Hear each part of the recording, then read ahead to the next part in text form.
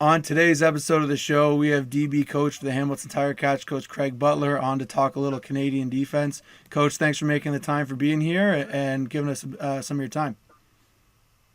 Hey, absolutely. Happy to be on here and talk some ball.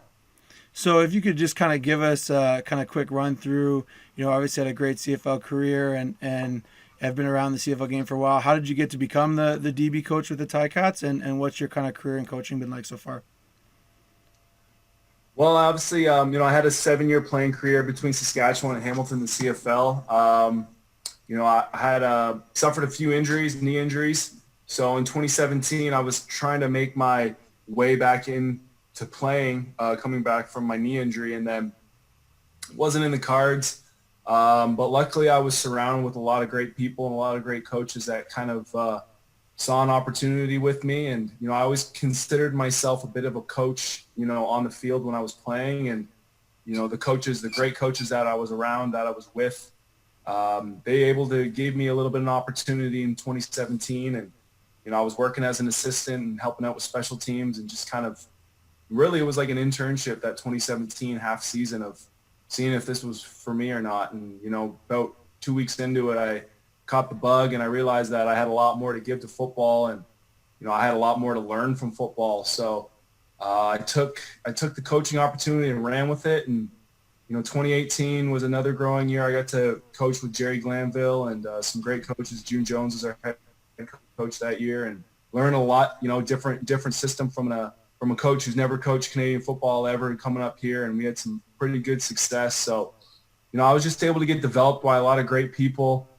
great coaches, and that kind of made me want to be in this business, is realizing that you can have great X's and O's, but really what's going to help you win is being surrounded with great people. And that's kind of how I've developed into the coach that I am now. I got a long ways to go, but being around a lot of great coaches right now too. So I'm just loving it, and I'm learning as we go, and learning from the players, learning from the coaches, and it's been a lot of fun.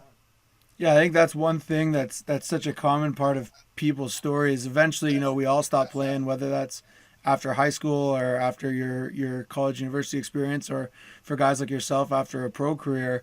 And it's almost refreshing to realize how much more you can get out of the game and give back to the game. Like you said, as a coach, there's that whole, second career, whether it's a pro career like yours, or going back to your local high school or whatever it is.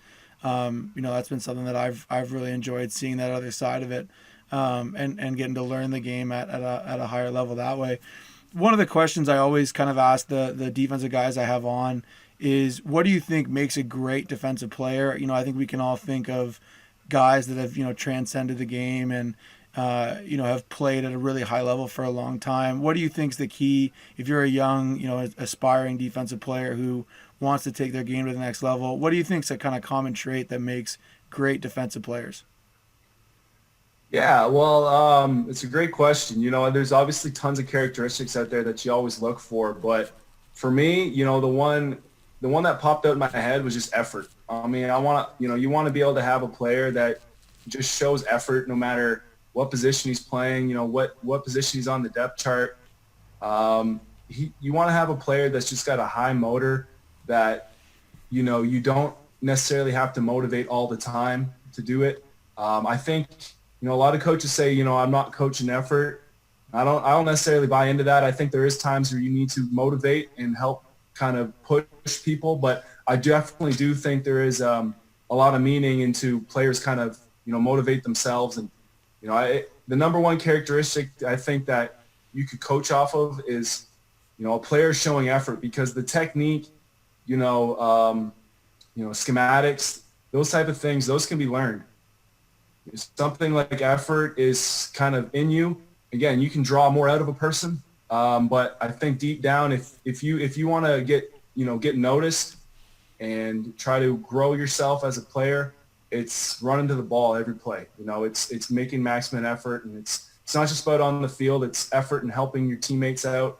Doing the little things, and I think just showing that drive, that want to, is really one of the top characteristics for a defensive player, because you'll be able to develop the skills of tackling and reading and coverage. Those skills can get developed, but effort is something that That's really at the core of being a football player.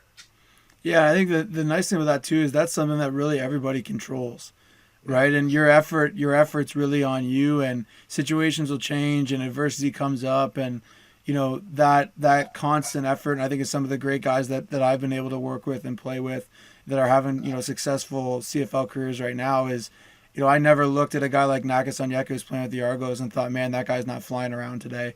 Or a guy like Kwaku Boateng at practice was never he's been making plays like that, whether it was the first play of his scout team career or the last play before he got drafted, and that's I think something that young guys really need to remember is like that's the effort's about you, it's not about the situation, and that's a great insight. Kind of second question, and obviously Canadian football, the passing games become so important, and finding different ways to try and get stops. It's tough with unlimited motion and big field, 12 guys. What are some things coverage wise? I think a lot of high schools are still very based around cover three, and there's a lot of good reasons to play, different types of cover three. But if you were going to give, high school coaches maybe a little bit of advice on how they could maybe add some variety to their coverages if they're facing, spread offenses that can throw the ball a bit, what would kind of be your advice there? Well, first off, cover three is great. There's nothing absolutely wrong. If you base your defense solely off cover three, that's absolutely fine. If you base your defense off man coverage too, that's great. I'm sure there's going to be a lot of offensive guys listening to this. Whenever you say something, they're going to figure out a way to beat it because offensive guys usually have the pen last. So my advice, I guess, or kind of my tips would be the best thing you can do no matter what coverage you're in is try to disguise your coverage to make it look like the same thing every time. I think there's a lot of different ways to be able to do that, but whether you're playing a double hold or a weak cut, a strong cut, or a double cut, or any type of cover three variation, there's a lot of different ways to be able to disguise that and not show your hand to the offense and say, oh, okay, when we put in this formation, we know what we're going to get right away. So being able to show your halfback, an opposite look. If he's a high player, show him low and have him bail out. If your corner's a low player, maybe show them high and have them drop down. So there's different things you can do without having to completely change because we know, DB's hamstrings can get pretty worn out if you play man coverage all day. If you say you want to stop the run and we're going to play man, but we want to be able to stop screen passes. Well, we want to have a man on there. We don't want to have open zone. Your DBs can get pretty tired after a while. So, I think, with that being said, I think you also need to kind of, define what you're trying to stop. If you got a spread offense coverage, if you got a spread offense that's, using it mainly to throw, quick screens and hitches and really turn it into a run and shoot style offense where they're throwing those passes that are pretty much runs. Well, then maybe you need to play a little more double hold and keep your halfbacks low and kind of cover up those soft spots that are, in between the hashes. But I think what you need to develop as a coach is kind of what you're trying to stop because you can't stop everything. Offenses, unless you're and drop 9 every play, it's hard to cover everything in zone. And like I said, you can cover a lot of routes in man coverage, but your DBs may start looking at you a little sideways if you call man every time. So I think just, being able to disguise things, being able to have your DBs to be able to great communicators, but if you can develop your DBs to start thinking like an offense and understand that if I show this look that the offense is going to throw the ball here, because you need to be able to develop a mindset where we're going to dictate where the offense throws the ball, not the other way around. And now that takes some time, but I think if you can disguise coverages, show different looks, that's really, I think that's really the best way to go about it. And that's it's a similar way of how we kind of go about things. Yeah, and I think that the idea that it's all about what you're defending is so important. I think we see high school, league by league, even game by game, you could see people that are still, giving you double tight, running the football, toss, power, trap, Or you can see some offenses that look a lot like, CIS offenses that I'm used to seeing. So I think that idea that you're always focused on defending what you have to defend is should be a huge priority for everybody.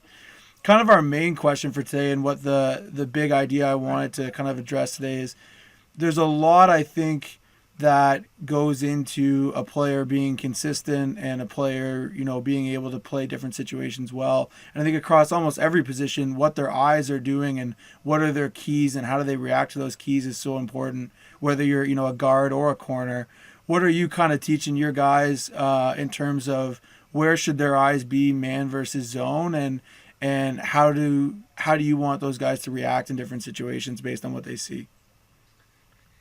Yeah, well, you hit the nail on the head. I mean, when I kind of talk about DBs, even when when we go in to speak to youths or, a youth football team, it's always, it's one of the first questions I ask is, what do you consider one of the most important aspects that you're looking for in a good DB? And you'll get answers like, oh, he needs to be able to run fast, he needs to be able to jump, he needs to be able to catch, he needs to be able to tackle, which is all true, but rarely do you hear people say he needs to have great eyes. Because when you say you need to have great eyes, it's really, what does that mean? Like, what are you looking at, really? One thing that always sticks in my head as a DB, and that we try to tell our DBs is, and as simple as it may sound, is, listen, is the quarterback throwing the ball to the DB or the receiver? And obviously the obvious answer is, well, he's throwing the ball to the receiver. So if we can get that answer and say, well, the quarterback's throwing the ball to the receiver, then why am I going to look at the quarterback ever, really, right? Unless, there's some schemes out there that are spot drops. But for us, when it's man coverage, it's, we take the motto as being, it's not my guy. We're not going to let our guy catch it. And the only way that's going to be, happen is if I lock my eyes on my receiver the whole time. Now, is there times to look at the quarterback? Absolutely. When you're in phase with the receiver and you can, pretty much reach out and touch his hip, when you're in that 1 to 2 yards, phase, as we call it, then yeah, you have an opportunity to go back and look for the ball and look at the quarterback, and then zone, it's the same, it's very similar. As if I have a zone that I'm responsible for, well, I'm reading the receivers that are in that zone or that are entering my zone or leaving the zone. Once I can identify and react to the receivers that are entering my zone, then that's the only time you can take a peek at the quarterback. I think it's all too often you see a lot of DBs, as soon as they get to their eyes, they go right to the quarterback, and then they don't see the receiver running right in front of them, or even, your eyes and your feet are connected, right? So your eyes where your feet go is where your eyes go. So it's not vice versa. You have to look to where you're going before you go there, which is, again, very simple, but it's really just teaching about guys getting eyes that are disciplined, that they're looking where they need to look, and that they're communicating not only verbally but non-verbally by pointing, and that helps guys get their eyes right. So, I got a couple clips that may be able to shed a little more light that I'm talking about. I'm going to share my screen here real quick, if that's cool. So, can you see this? Yep, that's perfect. Great. So the first one that you'll see here is a zone coverage. Okay, it's pretty much a double cut coverage where the halfbacks are going to be high players. So these two guys will be high players, and the free safety is a high player. Now your corners are essentially low players, but can turn into high players depending on the route. You'll see it's a 41 formation here: 4 receivers to the field, 1 receiver to the boundary. So the eyes of each one of these high players should be on their most immediate threat, which for the halfback would be, too strong. For the free safety would be, 3 strong. And for the weak halfback, he's really cross-reading here between 1 week. If 1 week goes vertical, he's got to be able to help out the corner on that. And if 1 week is low, then he can put his eyes back to 4 strong.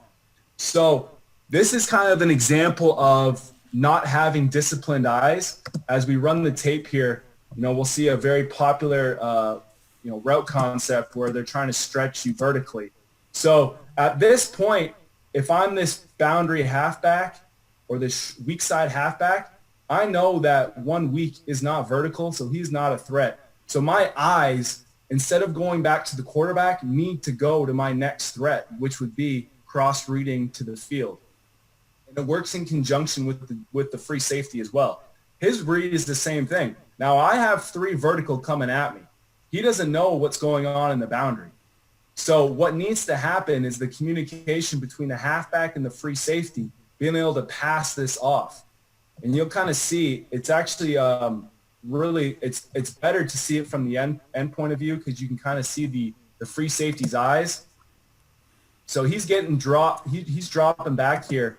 And as he drops, he's on the quarter, which is okay now. What we should get from this halfback is what we call a push call, telling this free safety to push because I got you on this vertical. Now, we don't get any communication, but with the free safety, he's still in okay position. Where he gets a little bit in trouble is his eye progression. As soon as he passes off number 16 here, his eyes go right to the quarterback. You can actually see right now his eyes are on number 13 instead of the receiver that's coming into the picture. So just that little, and it's small, just that little hesitation causes him to be a little bit late to the ball. His feet have to stop. Just like I said before, your eyes will take you, your eyes will lead your feet. Well, his eyes were on the quarterback, and that caused his feet to settle in place instead of going right to the receiver. Great hit, but it was a 25-yard reception. So now, just to kind of complement that, we can't always show the bad. We got to show some good too, because we like to be positive. So it's the same idea. Different formation, same coverage with a 3-high halfback look, but you get the same idea. The halfback to the boundary does not have any threats at this point. You'll see the difference. It's the same route combination at the top. Different game, but same route combination. You'll see the halfback and the free safety communicate, and you'll see the DB's eyes, the free safety, never puts his eyes to the quarterback. His eyes go from 3 to 2. And when his eyes go from 3 to 2, you can see his feet. He doesn't take those, he's not stepping in place. His eyes are going right to the receiver, so that's where his feet go. And he's able to make a great play on the ball and knock the ball out of the air. You'll see it from the end cut here again. And those are those small things that as you try and improve as a player, or you're trying to help your players improve as a coach, these are some of the most, gratifying things for me as a coach, when you can get a guy, hey, you were in that situation before and you made one small technical change, and especially something that's, so in your own control is, hey, where do my eyes go in certain situations? We can't always be faster. We'd like to be, but, that's another thing that you're in control of. And it kind of gives players that sense of confidence that, hey, this is the pathway to me being successful. Yeah, it's one of it's one of the simplest things to talk about is your eyes, and as I found, it's one of the hardest things to drill, one of the hardest things to continuously harp on, because it's so minimum. If it's a huge huge step you're trying to make, then there's a lot of different drills out there. You can figure out things, but when it's a small little difference of 1 second difference or 1.5 second difference of just placing your eyes, and your feet will go there. It's one of those things that are hard to coach. And the way you can coach them is by catching them doing it right and emphasizing it. Now you need to point out when, we could have done this better, but when you do it right, it kind of concretes, your coaching point that absolutely this is the way to do it. Now there's a lot of ways to do it, but this is the way we're going to do it. And just to show you that it does work. So that was a great play there. This game was actually after that game. So it was a step moving forward. Obviously, the player was able to correct himself from the coaching points, which is, like you said, that's why we're in this business, right? Is to help people and to make them better. Not just football people, but better people as well. So this next one, it's the same zone coverage again, but my point I'm trying to illustrate here is that the zone always turns into man at a certain point when the depth of the route declares itself. So it's the same coverage again. The halfbacks are high. The thing I'm going to try to point out here is what DBs get in trouble the most is when they're in any type of man coverage situation at the top of that route, at the break point of that route, even if they're in great position and they're in the hip pocket or they're in trail or wherever you coach them to be, their eyes immediately go to the quarterback. Why do they do that? Well, they think they're going to get an interception, right? They think that the ball is going to come my way. I'm in great technique. I'm in great position, but the ball hasn't been thrown a lot at that time. The quarterback's timing usually waits, at least 1 or 2 steps out of that break point to throw the ball. So we'll see here number 4, okay? He's in zone coverage, but essentially at this point, the route's been declared. He's in man coverage, okay? I don't know if you can see this because these little boxes are in the way, but No, you're good. I moved him on. I moved him on mine there, so we got a clear view of the end zone.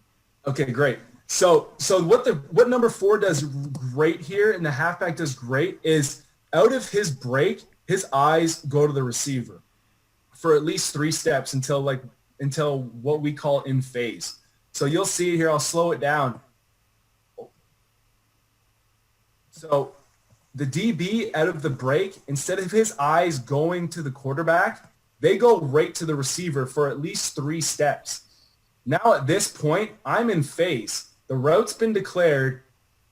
In this route, he's obviously running towards the sideline, so he's going to run out of space. So the DB now, since he's in phase, now you can go take a look at the quarterback because unless, this guy decides to stop his route and run back to the post, which he has free safety help, there's no really other option for him. So you see the DB here makes a great play because his eyes are in the right spot. Now, if he was to look at the quarterback as soon as he got into a break, what you see a lot of these times, he starts way too much and the ball gets thrown over his head.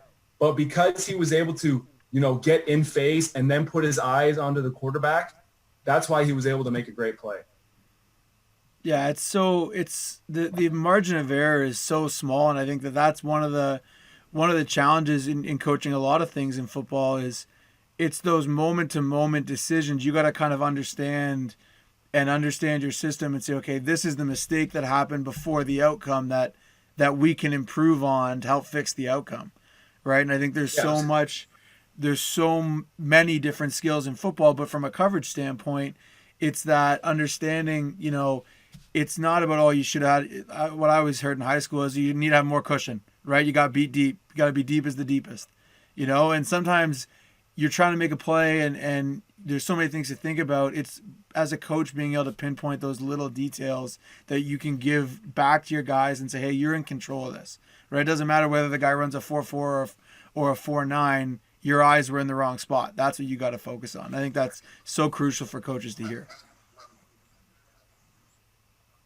Yeah, and you know what? The reason that's such a strong belief for me is not only because I was coached that way as a player, by some great coaches, but I saw myself making those mistakes, right? I watched the film and I saw myself without even having to be coached of, hey man, I didn't run any 4.4s, right?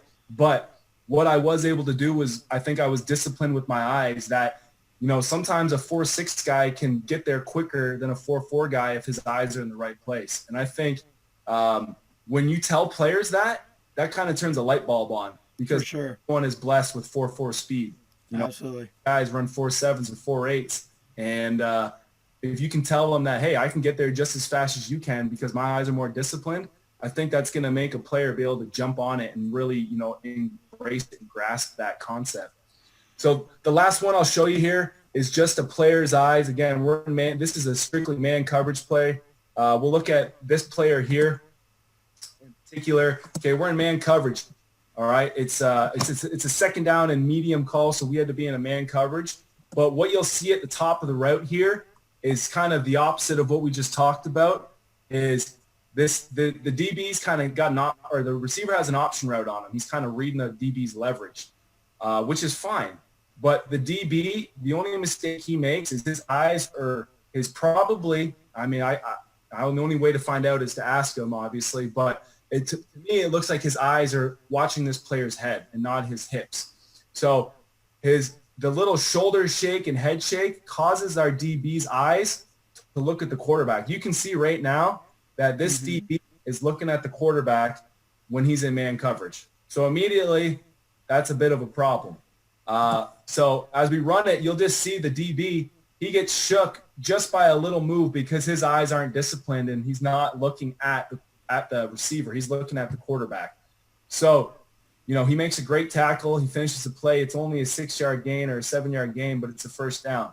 So again, like you kind of were saying, it's really those small little details that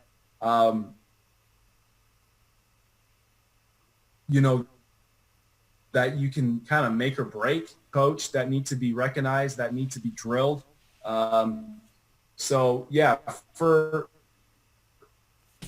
your eyes, it's just, for me, it's always receiver first, and that's just the way I was taught. Now there's systems out there that are completely different, and that's okay.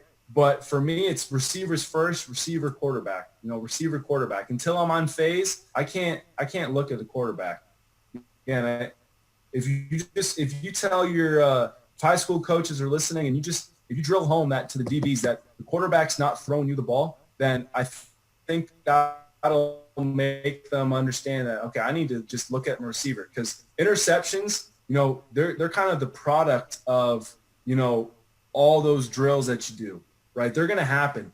We're really in the business of not allowing touchdowns. We're not in the business of scoring or catching interceptions. Those are going to happen based on how well we run our defense. We're in the business of not scoring touchdowns. So, if we get more batted balls than we do interceptions that game, great. It really matters what's on the scoreboard. And I think if you're able to teach DBs that, the quarterback's not throwing this ball and the interceptions are going to be the product of, our technique, instead of just saying, hey, we're just out here to get interceptions or we need interceptions, they'll come. Like you said, the quarterback play in the CI or in U Sports and the CFL, is high. So those guys practice all day throwing the ball to their own color. They're not practicing throwing to you. Yeah, and I think that's the tough thing. You want guys to be opportunistic and try and make plays. I had Chris Aki on here a couple weeks ago, who's with the Argos now, and he was talking about it's the ability to take calculated risks. I think that key word is calculated. You got to be where you're supposed to be. And then, like you said, now go make a play on the ball. If you're in phase, you can't make a great play on the ball whether you get the opportunity or not. If you put yourself in phase and now the opportunity presents itself, that's when you're going to become, making those consistent plays. We talked a ton about the eyes, and I thought that was awesome. And I think it's something that all high school coaches can use, and even, at any level of football. You're trying to build habits, right? Doesn't matter what defense you play, there's going to be habits that make you successful. And, as a defensive back, man or zone, understanding that, your eyes take you where you need to go. They have to be right before you try and get anything else right, is so important. In terms of playing man coverage, if you're teaching, again, fundamentally, obviously we talked a lot about the eyes. In terms of your feet and maybe keeping leverage on a receiver, what would be kind of your quick advice to coaches on, if you're coaching man coverage, how do you kind of stay in phase, and what are you looking to do with your feet and your hips, along with what you've already talked about with your eyes? Yeah, well, just to keep it simple again, and I know we got into depth about our eyes there, but to keep it simple, if obviously you can play man from press, you can play man from off, really. So, if you're playing man from press, it really, the way that, we teach a lot of things is it's your feet first and your hands second, bottom line, right? And it's really your eyes first, then your feet, then your hands. Because like I said, your eyes, your feet will go where your eyes go, and then your hands will go where your feet go. So just to keep it simple, it's, your feet have to be first, as in if I'm in press coverage, my feet need to move before my hands move, as simple as that. That's when you're in press coverage. Now, when you're in off coverage, again, it's really all about your eyes. It's really playing to your leverage, playing to your help, knowing where your help is, whether it's a low, linebacker in the hole or a high free safety in the deep middle. It's really knowing where your help is and playing to that help, because, unless you're in cover zero and you need to be hard inside, you always will have somebody that kind of help you out. But, there's a lot of different drills that you can do out there to kind of help teach leverage. And, in the game of the CFL, things are very fast with the waggle, and you got some very fast guys hitting the line. So again, we're kind of in that business of, I'd rather give up a check down over a touchdown. So, I'm going to fault on that this receiver is going to run a post on me. And if I have to drive downhill and make a tackle, so be it. That's what I'll do. But I'm not going to get into the business of getting beat over top. So, if you teach your DBs to, some may call it soft, we like to just call it not giving up touchdowns. So that's kind of how we kind of progress is we're going to play off a little bit, and we're going to open up. There used to be this saying about don't open the gate so far. Well, again, football's evolved a little bit with these receivers hitting the waggle, hitting the line. Sometimes you need to have that gate open, because if you try to stay square 10, 12 yards down the field, you're going to get run by. So unless you're in press technique, that's when you need to stay square, in between that 5-yard, 8-yard distance. But once they get past that, you need to be able to open up and run. And for DBs, usually our best strengths are our feet and putting our feet in the ground and driving downhill. So I'd rather drive downhill than have to drive uphill and chase the guy running by me. For sure. So kind of last question, and it's such an important part of the game at any level. I like to ask guys about, tackling. And I think one of the challenges that people face is making your tackling drills more realistic. I think the old school, have one guy lined up 5 yards away from the other guy, and that's how you learn to tackle. I don't think, that's not a safe way to go about the game. We know that. But I also don't think it's good at teaching the individual skills. So what kind of is, and playing DB is tough, especially on a Canadian field, because you have so far to go, right? Whether it's a perimeter screen or guy catches a route, underneath or even behind you, right? If you're the low player and they complete a deep dig, you might have 10, 12 yards to turn and run and chase that way. What kind of advice do you give your guys in terms of tackling, and then in terms of your drills? What are things that you try and kind of work in there to make them a little more realistic and safe for your guys? Yeah, I mean, the way that we try to practice and make things more real, the most realistic is try to do it at the highest tempo that we can, at the safest way. I think that's the most realistic thing you can. You can never replicate game speed, but if you try to match it as close as you can, I think that's going to get your best results. Now, you can't start day one of spring camp or fall camp going full speed. You need to start with the fundamentals of tackling, and we still do that even at this level.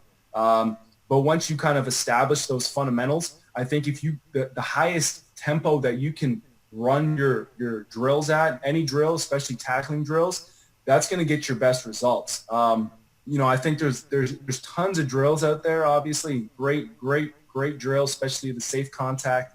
But I think as coaches, we can get a little too creative, not too creative, but we can kind of get, we don't want to focus as much. We see this new drill and, oh, that's great, I'm going to use that. I think what would be great is to establish 4 or 5 drills that you think that, listen, this is how we're going to mold our tackling. This is what we're going to be about in 2020 is, we're going to be this type of tackling team. And then take those 4 or 5 drills, and that's what you do. That's what you do every day. That's what you do. That's what you emphasize. And when you see it on film, just like we said, with the eyes, when you see it happen in a game, you emphasize it and you pull it out and say, this is exactly what like our tackling drill was on day 2. So whatever drill you have, everyone kind of emphasizes tackling different. It's whatever you decide what your emphasis is, cater your tackling to that. Make it as realistic in the game as you can. But I think the best way to do that is with the tempo. Just pick a few drills and get excellent at them. That's kind of the biggest advice I get is don't get too diverse in what you do. Have a few fundamental things that are your staples and do them every day. Some great things to do are, have tackling circuits, be able to rotate your players and groups around to different coaches so they get to coach, or they get to learn from a D lineman. Your DBs get to go learn a D lineman drill, and your linebackers get to learn DB drill and so on. So they're kind of developing different skills when they do these tackling circuits, which I found to be a big benefit for our players. Yeah, I think that's that ability to diversify, because especially now people are talking about, positionless football and, you got guys like Isaiah Simmons in the NFL draft or the safety linebacker, D end, whatever. Being able to introduce that circuit idea, it keeps people moving, right? Like that tempo you talked about, it keeps guys moving. They're not standing in line as much, but they get a chance to, work with different people. And if it's something that they're repeating, like you said, they're the same 4 or 5 tackling drills. They get a chance to feel confident with them versus always feeling like they're learning the drill. And I think that's one thing that I've tried to be a little more cognizant of in the past couple of years is learning the drill is important, and there's going to be a learning curve, like you said at the start. Things aren't going to be moving 100 miles an hour. But if your guys are always just learning your drills and then you're on to some other drill, they're never really mastering that skill. And ultimately, when you're doing things at game speed, the mastery of that skill is what's so important. So I think that's awesome advice. Yeah, exactly. You want to be able to create that unconscious competence where guys are just doing it instead of thinking about it. And I think if you have too many things going on at once, it's guys are thinking rather than just playing. For sure. So, Coach, I really appreciate it. Taking some time right now to help give back to the game, and hopefully you guys are on the field sooner rather than later. And all the best when you guys get back out there. Appreciate you having us on, Jackson. Thank you.